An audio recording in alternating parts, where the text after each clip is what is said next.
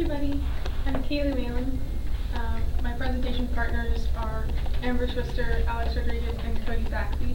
And today we're going to be presenting our look at Lionel Trilling's lectures called Sincerity and Authenticity, lectures on sincerity and authenticity in respect to Shakespeare's Hamlet. I will be overviewing Lionel Trilling's definitions and the sincerity and authenticity and the implications on the work as a whole. Cody will be covering Lionel Trilling and his life. Amber will be looking at the madness of Hamlet and Ophelia, and Alex will be looking at the comparing and contrasting Hamlet and Horatio in regards to sincerity and authenticity. Cody?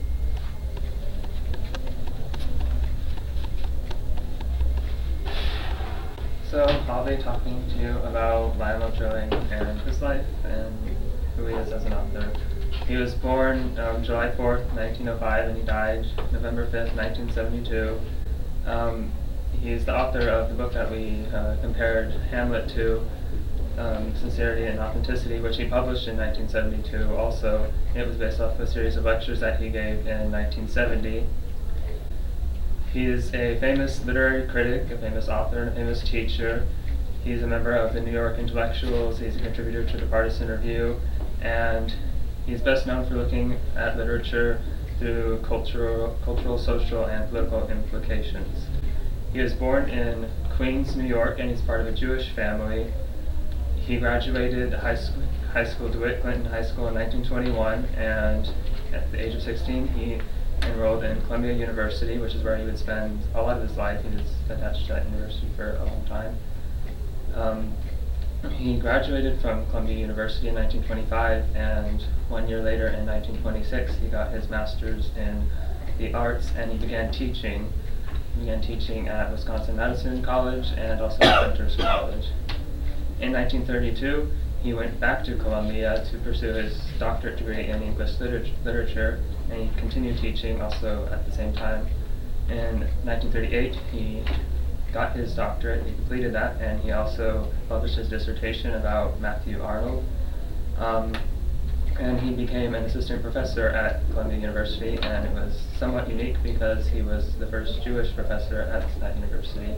At that time, though, he was only an assistant professor. In 1948, he got the status of full professor.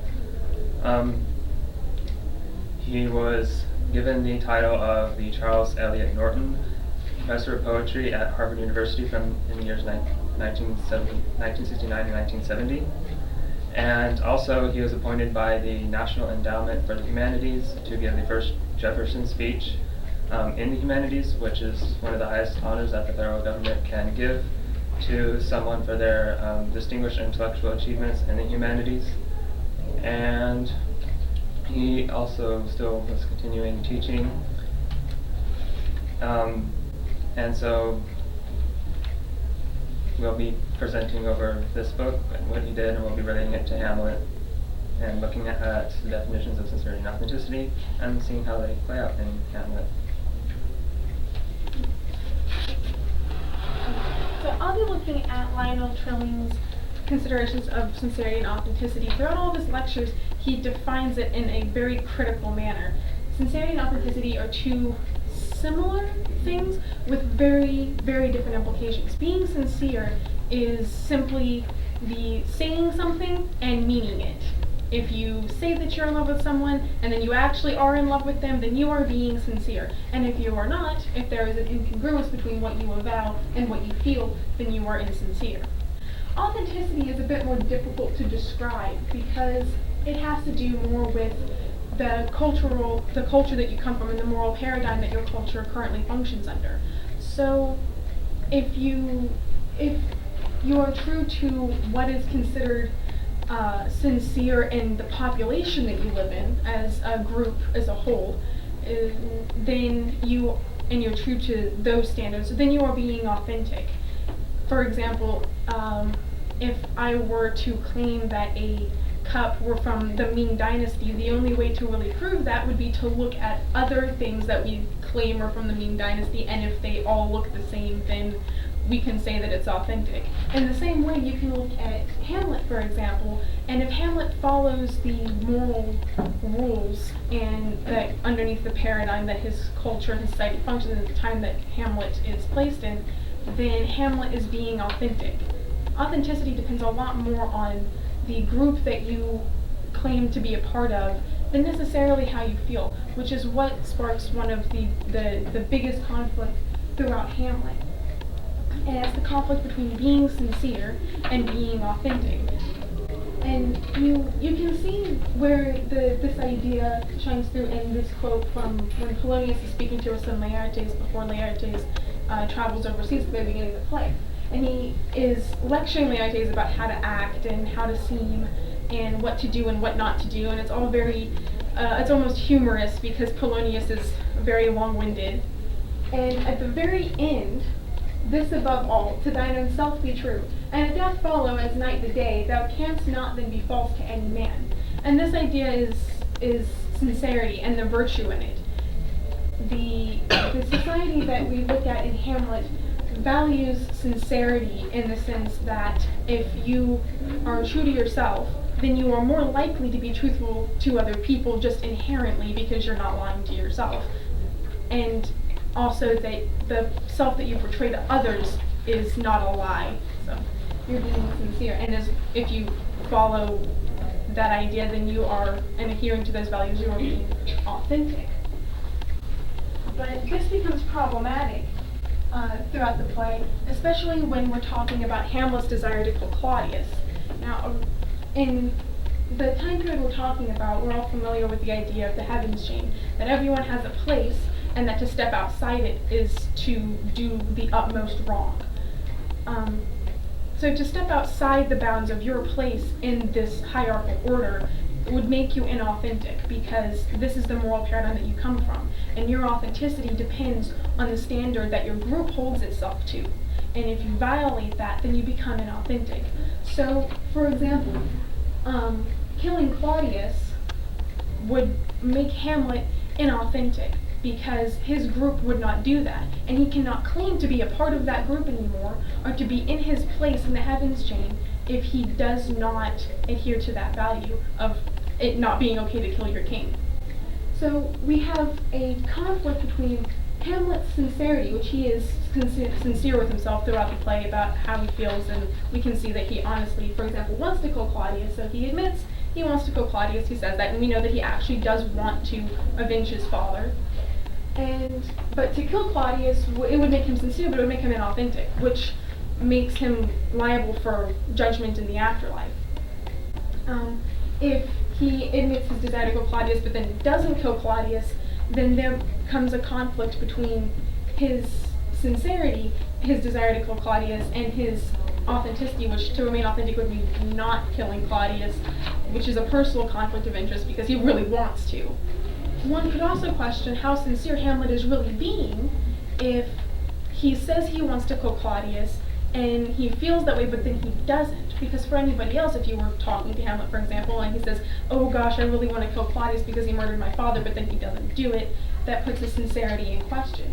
And then these two are examples of where sincerity and authenticity can come into conflict as other possibilities that don't appear in the play. For example, Hamlet being insincere about his desire to kill Claudius, and then killing or not killing Claudius, resulting in him being sincere, insincere, authentic, inauthentic. But the biggest conflict comes in these first two, in which violating the authenticity that he lays claim to as being a part of his group would make him subject to being sent to hell according to their religion at the time. Going to pass this off to Amber. Going to discuss. Okay, so I'm going to be discussing the madness of Hamlet and Ophelia, just using them as examples to show how Shakespeare shows this conflict between sincerity and authenticity in his characters. So,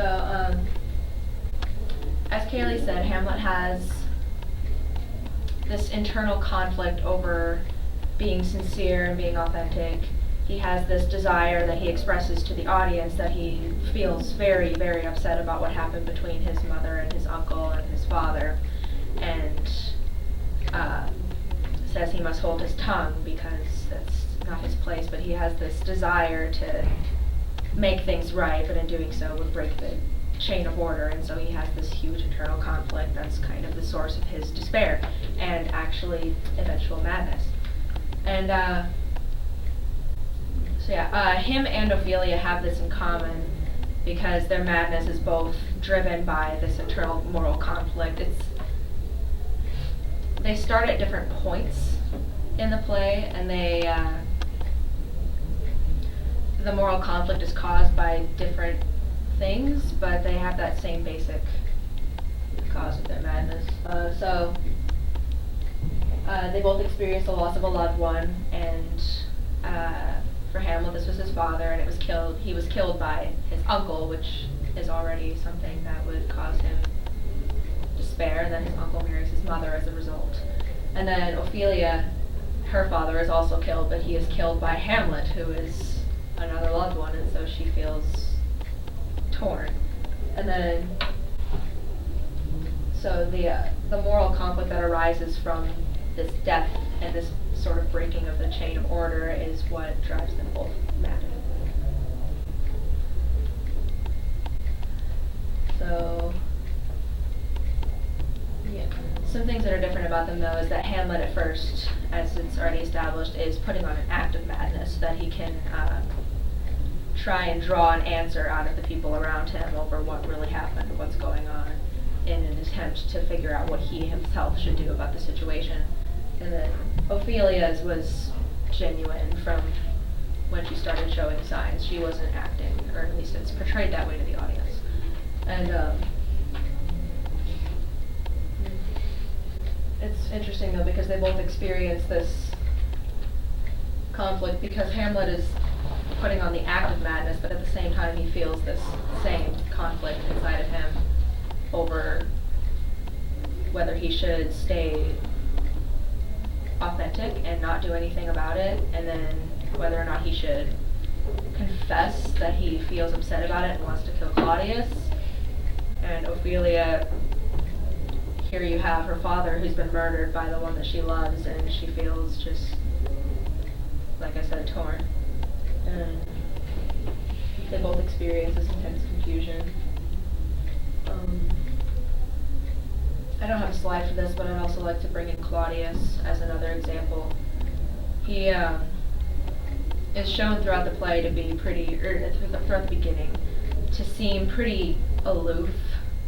Like, he acknowledges the sadness of his brother's death. He doesn't, of course, admit to killing him because that's not part of his plan, and so that makes him insincere. And he also is not admitting the guilt that he feels inside, which I suppose he doesn't really notice until later. And then he is inauthentic in that he has murdered his brother, the king, in order to get what he desired, which was power, the marriage of Gertrude, the whole thing that comes with that. And then he's shown later to be feeling like Hamlet and Ophelia, or more like Hamlet, to be conflicted between being sincere and authentic. He's more acknowledging his inauthenticity and is realizing his guilt, and in doing so becoming sincere, but not. It's kind of and so yeah, that's how Shakespeare uses his characters to show the conflict between sincerity and authenticity, and they all seem to have that big central, they seem to share that central feeling of moral conflict.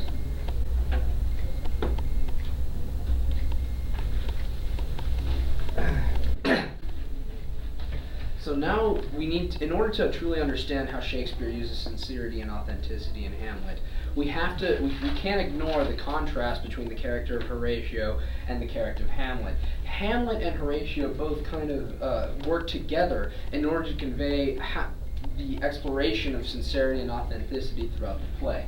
So first I'm going to analyze Hamlet, and I'm going to show you parts where he is contemplating between authenticity and sincerity, and then I'm going to show you Horatio's contemplations of it and his decision, and each character's decision towards the end of the play. So, first of all, in Hamlet's To Be or Not to Be speech on page 57,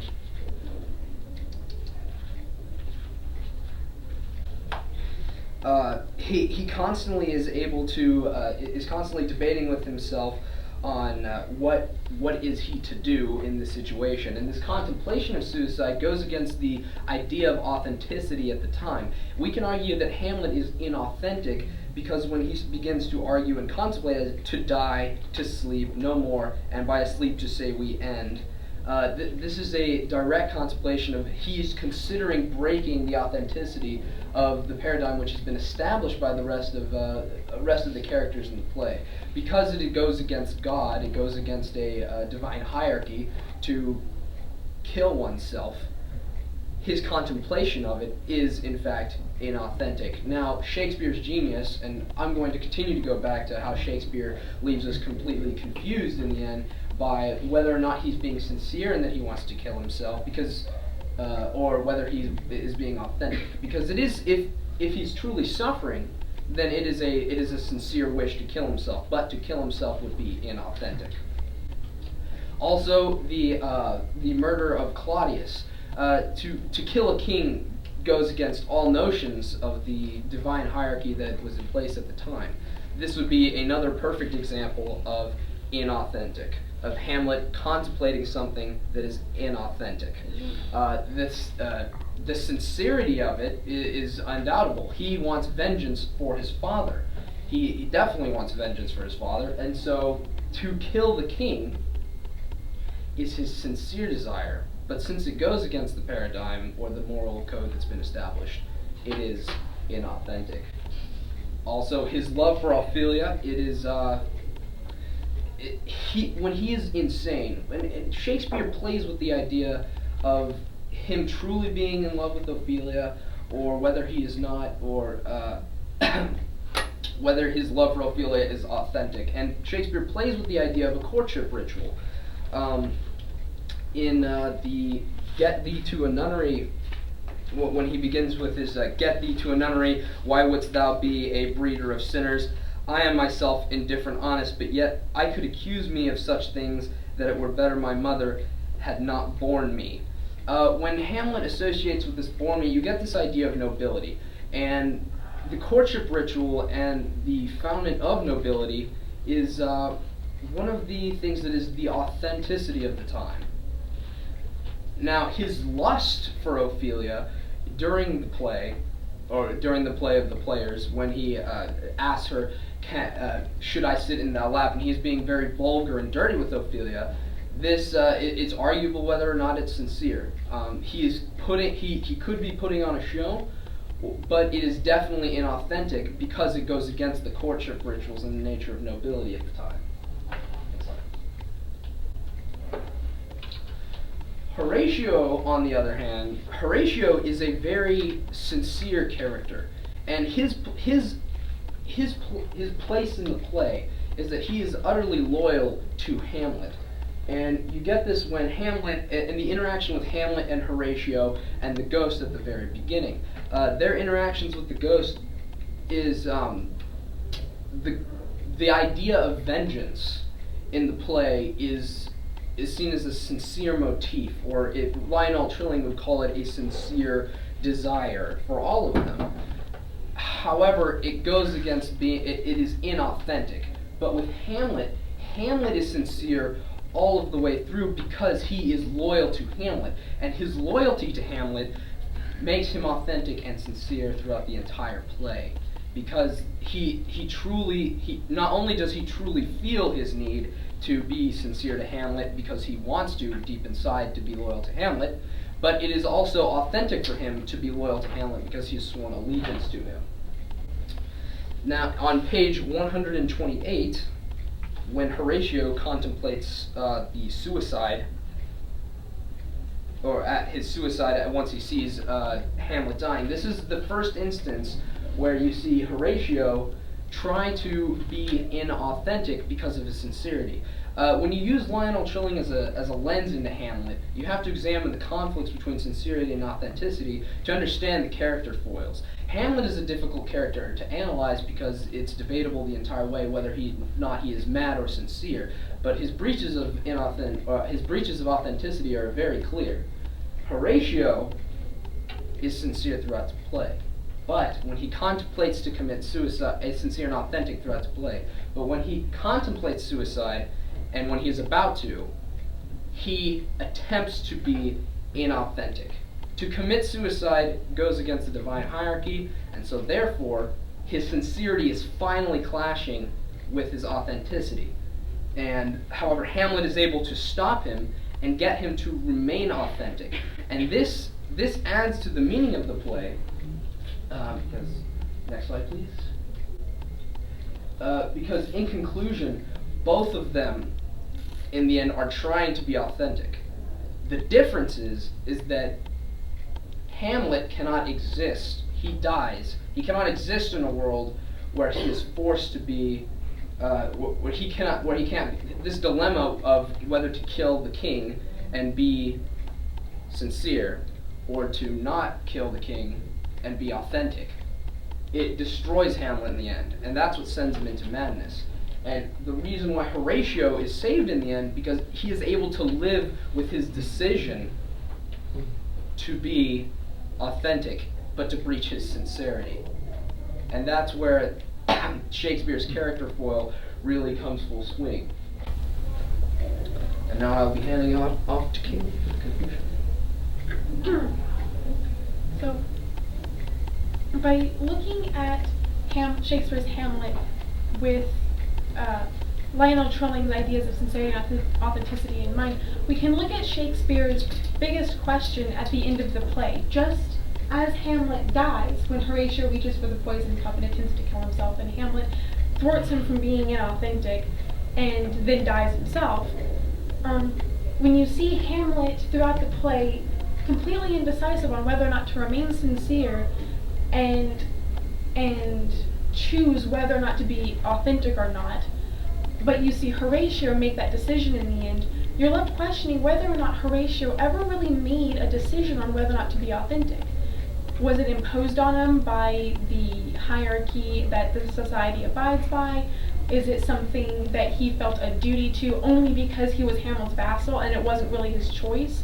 Or is it something that he really chose to do and in the end contrasts to Hamlet indecisiveness by deciding to live with the eternal conflict of his sincere wish to kill himself and the authenticity of that the authenticity of living that he must abide by to be authentic.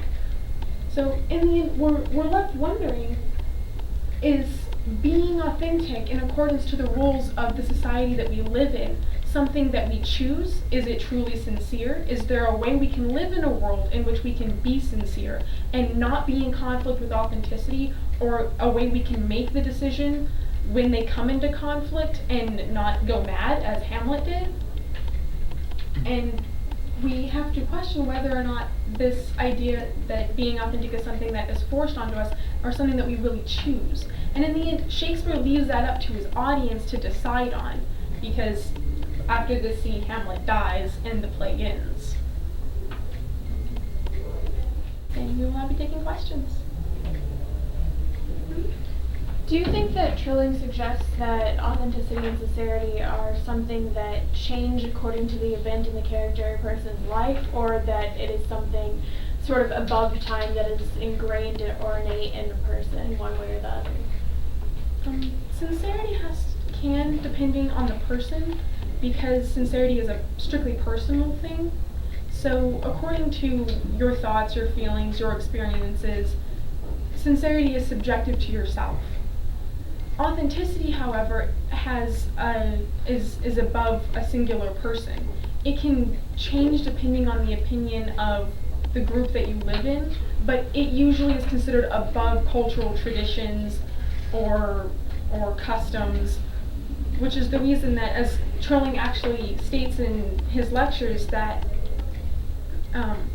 that authenticity can claim a moral high ground for things like violence and disorder, but can't for the traditions and customs of different cultures, because because violence and disorder are inherent to humanity. And if that's the group we lay claim to, then it's authentic to if you happen to be violent or disorderly.